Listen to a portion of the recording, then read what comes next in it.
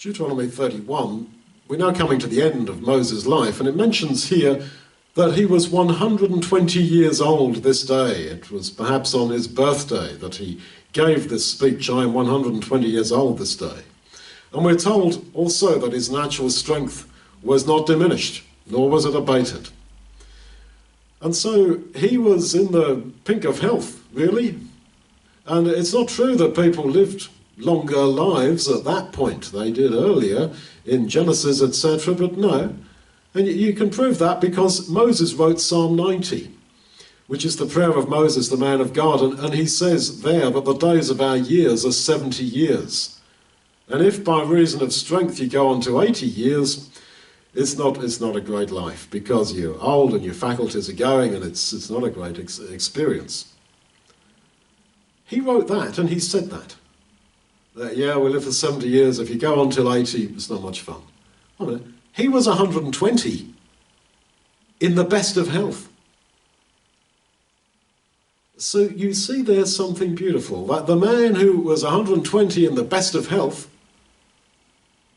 without his faculties fading, understood that actually most people aren't in that position, and most people are really going downhill in their 70s. And it's a bit of a pain to carry on much beyond 80.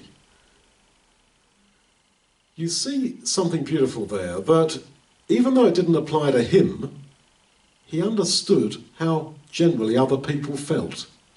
That is a sign of spiritual maturity, to feel yourself into someone else's situation, even though you yourself are not in it.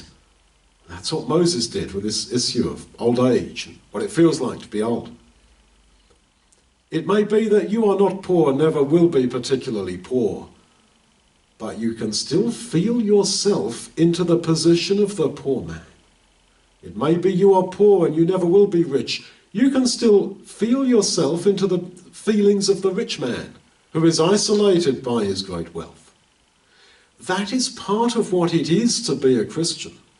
To have that ability to feel into other people's afflictions. As the book of Hebrews says, that when you see and hear of people being afflicted, feel as if you are with them in the same body.